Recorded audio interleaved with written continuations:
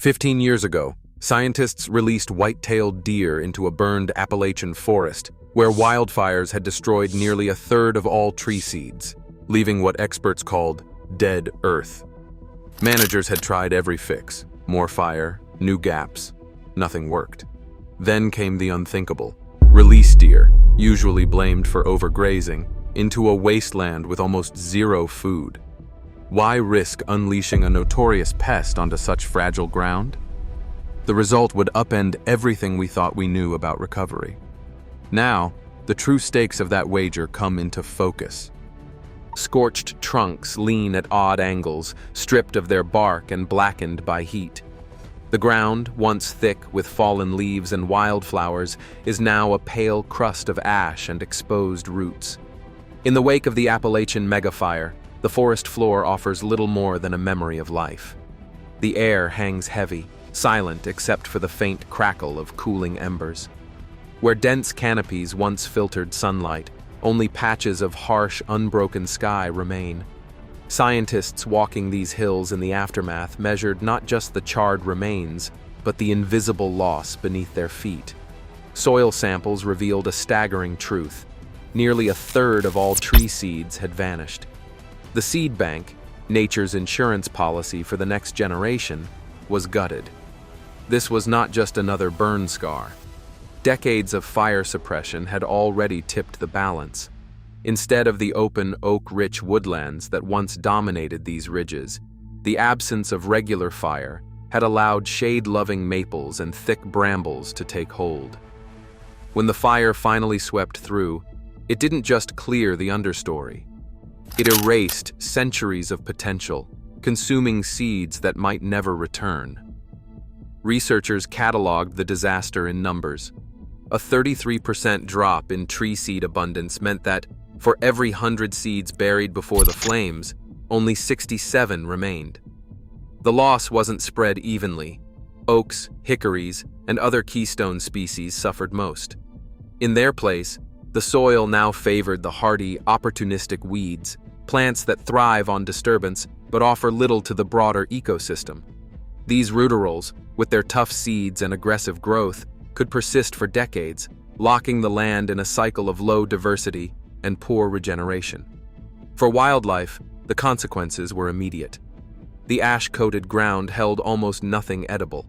Brambles and ferns, the survivors of both fire and shade, dominated what little green remained. Native animals, from songbirds to small mammals, found themselves in a barren wasteland. Even the insects that once buzzed in the understory vanished, starved of both shelter and food. The devastation stretched for miles, a patchwork of lifeless soil and skeletal trees. Restoration experts faced a grim reality. Traditional methods, planting, burning, even creating light gaps, had all failed to reverse the decline in similar forests. The numbers were clear. The landscape was locked in a downward spiral, with no easy way back. In that silence, the question grew louder. What, if anything, could bring this dead earth back to life?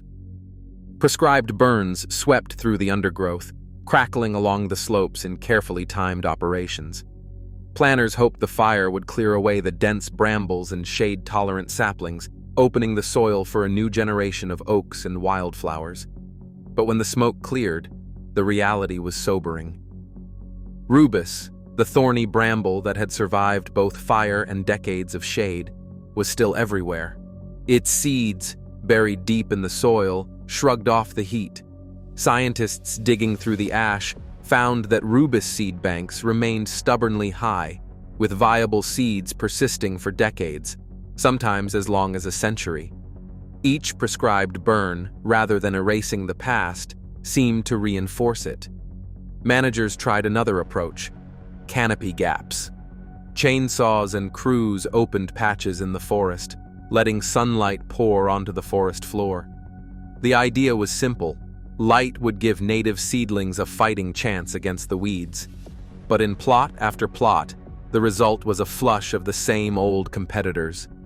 Opportunistic species, already primed by years of dominance, sprang up faster than any oak or hickory. Rubus, shoots, and fast-growing maples crowded the open ground, their roots tapping into reserves untouched by fire or shade. The seed bank, tested again and again, revealed little change. Diversity remained low, and desirable species failed to take hold. Year after year, monitoring teams tracked regeneration metrics. The numbers told a frustrating story. Seedling density for oaks and other hardwoods barely budged. In some sites, burned plots showed only a slight uptick in total seed numbers, but these were almost entirely the hardy, disturbance-loving weeds. In gap-only treatments, the seed bank was dominated by the legacy of extant plants, mostly brambles and shade-tolerant saplings. Even after repeated interventions, the forest's future seemed locked in a cycle of low diversity and poor recruitment. Resource managers cycled through the familiar toolbox: more burns, larger gaps, even manual removal of brambles in some test plots. Still, the bramble thickets returned, each new shoot a reminder of the seed bank's stubborn memory.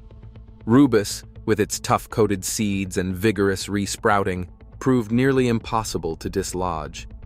The persistence of these seeds, decades, sometimes a human lifetime, meant that every disturbance just stirred the pot, giving the same competitors another chance. By the end of the decade, frustration had set in. The interventions that once promised renewal now seemed to reinforce the very problems they aimed to solve.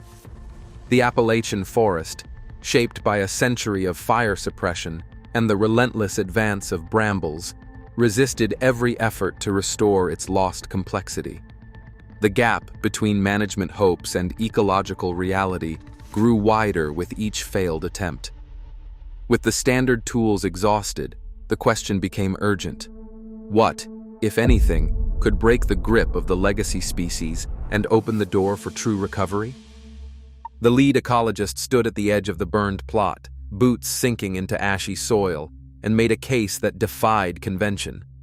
If deer were allowed back into this devastated landscape, their impact would go far beyond eating what little green remained. He described 4 distinct roles, each one tied to the way deer move, feed, and interact with the land. First, there was scarification. Every hoof pressed into the fire-hardened crust broke the surface, creating tiny pockets where seeds could settle, water could seep in, and light could reach the soil. These microsites, scattered by thousands across the plot, acted as natural germination beds. In the years following fire, when the ground was most vulnerable, deer acted like living plows, their trampling subtly reshaping the seedbed with every step. Next came selective browsing. Deer are not indiscriminate grazers. They target the fastest-growing, most competitive plants, often the very brambles and weeds that had dominated the forest since the fire. Rubus, with its thorny canes and persistent seeds, stood little chance against a hungry herd. By feeding on these aggressive species, deer created openings for less competitive, often dormant, natives to sprout. The ecologist pointed to evidence from earlier studies. In plots where deer were excluded, brambles and shade-tolerant weeds quickly reclaimed the ground, choking out any chance for diversity. Where deer had access, the plant community shifted, sometimes dramatically, within just a few years. The third role was dispersal.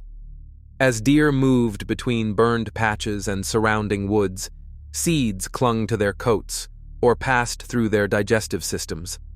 Their droppings, scattered across the landscape, deposited seeds in nutrient-rich clusters. While only a small fraction of seeds survived the journey, these localized hotspots sometimes tipped the balance for rare or slow-growing species. The ecologist noted that, in the West Virginia experiment, some forbs and grasses that had not been recorded in the area for decades began to appear in plots open to deer. It wasn't just about what deer ate, it was also about what they carried with them. Finally, there was the pulse of nutrients. Every scat and patch of urine added a burst of nitrogen and phosphorus to the soil, briefly enriching the barren ground. In the immediate years after fire, these nutrient hotspots boosted the growth of seedlings that otherwise might have faltered. The effect faded quickly, but in the critical window following disturbance, it could mean the difference between survival and failure for a new plant. The ecologist's logic was clear. Deer were not simply consumers. Their presence set off a cascade of ecological processes, scarifying the soil, suppressing competitors, moving seeds, and fertilizing the earth. Each function left a trace, a signal that could be measured in the field. Hoofprints in the ash, browsed bramble stems, new seedlings clustered around droppings, and patches of lush green sprouting where only gray had been. The gamble was not just about letting deer back in. It was about restoring a missing piece of the disturbance puzzle, one that might finally break the cycle of failure and give the forest a chance to heal on its own terms. On a damp morning in the spring of 2007, a line of pickup trucks wound their way along the gravel roads of the Furno Experimental Forest. The decision had been made. The deer would be allowed back into the burned plots. For months, the plan had been dissected in conference rooms and at kitchen tables across the county. Now, as staff unlatched sections of the tall, woven wire fencing, the gamble became real. Local newspapers called it reckless, even dangerous. Some headlines blared warnings about unleashing a pest on a landscape with nothing left to eat. The first deer slipped through the opening, pausing on the edge of the blackened ground. Ears flicked, muscles tense. The animals seemed to sense the eyes watching from behind notepads and binoculars. Field notes from that day describe a tense silence broken only by the sound of hooves crunching on charred twigs. To the surprise of many, the deer did not starve or panic.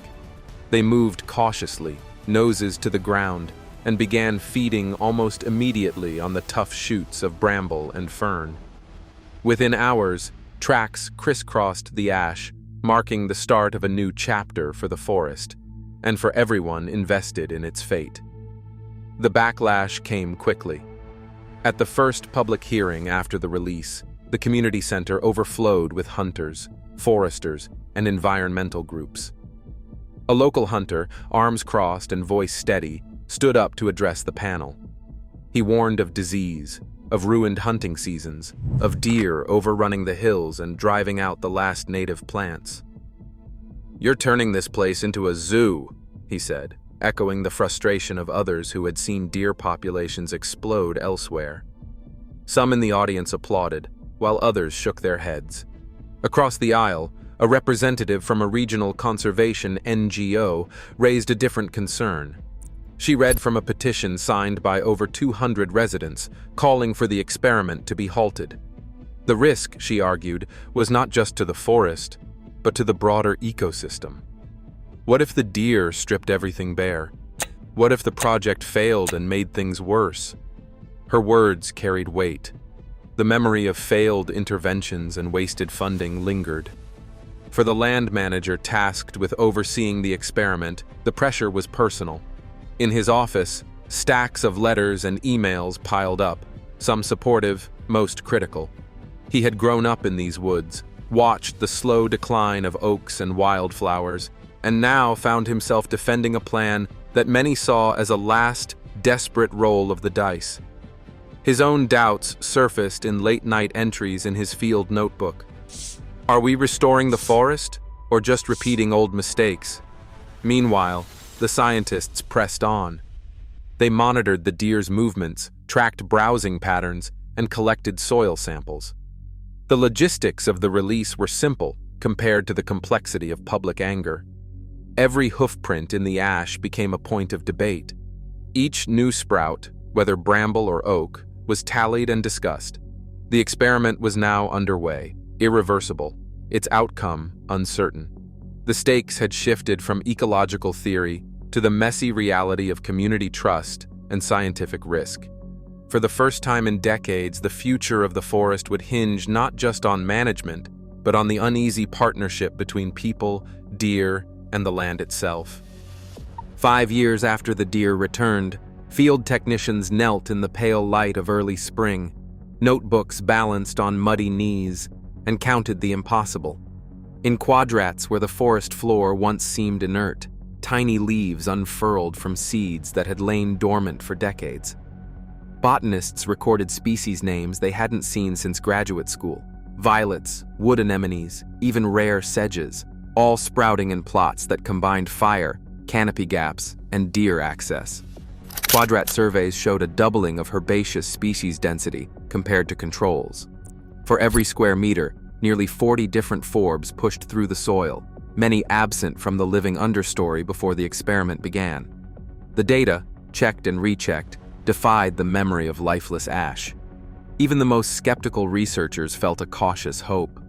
One technician, after a long day of tallying seedlings, wrote in her logbook, "It's like the forest is remembering itself." The excitement was tempered by uncertainty. Whether these early arrivals could survive the next decade remained an open question. But in the 10th year, the story deepened. Among the flush of forbs and grasses, the first oak seedlings began to take hold. Small, red-tipped leaves marked the ground where, for years, only bramble and fern had grown. Monitoring teams recorded an uptick in oak seedling density and survival, especially in plots where deer browsed back the brambles. The numbers were modest, just over a third of a seedling per square meter, with survival rates hovering around 1 in 5. But for a landscape locked for generations in a cycle of loss, even these small gains triggered quiet celebration. In field meetings, the talk shifted from failure to possibility. The forest, against all expectations, was beginning to change. 13 years after the first deer set hoof on the scorched ground, the numbers from the West Virginia experiment forced a reckoning. In the greenhouse, trays of soil taken from the burned, gapped, deer-accessible plots erupted with life. Botanists counted an average of 39.2 forb species per square meter, more than double the 18.7 species found in plots where deer had been fenced out. The diversity was not just higher, it was unprecedented, drawing species from the seed bank that had lain dormant for decades. The paradox was hard to ignore. The plots most carefully protected from deer, the ones where every other disturbance had been applied, held the lowest diversity of all. In those fenced, burned, and gapped plots, aggressive shrubs like rubus exploded, a 750% increase in shrub seeds compared to plots where deer roamed freely. Graminoid seeds, too, dropped by more than 60% where deer were excluded. The data seemed almost to mock the old logic. Every effort to shield the forest from browsing had allowed the most competitive weeds to dominate, squeezing out the forgotten natives. The research team sifted through their spreadsheets, debated the outlier plots, and ran the statistics again. The pattern held. Reed and her colleagues realized that the deer, long cast as destroyers, had become the unlikely curators of diversity. The experiment's ultimate shock was not simply the resurgence of species, but the statistical proof that exclusion had backfired. Where deer walked, the forest's memory was restored. Where they were fenced out, the legacy of brambles and lost potential remained. In 2007, researchers released white-tailed deer into a burned West Virginia forest where tree seed abundance had dropped by 33%, and decades-old rubus seeds dominated the soil. 13 years later, plots with both fire and deer showed forby richness more than double that of deer-excluded areas, 39.2 compared to 18.7 species. The presence of deer prevented a 750% spike in shrub seeds seen without them, reversing the so-called zero-food legacy. Yet, not all outcomes are fully explained. Some data on early oak seedling survival remain unpublished, and long-term effects on other wildlife are still under review.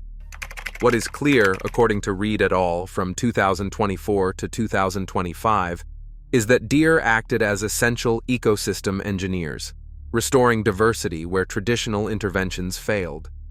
This experiment challenges the view of deer as mere pests and demonstrates that reintroducing natural disturbances is more effective than single-solution management.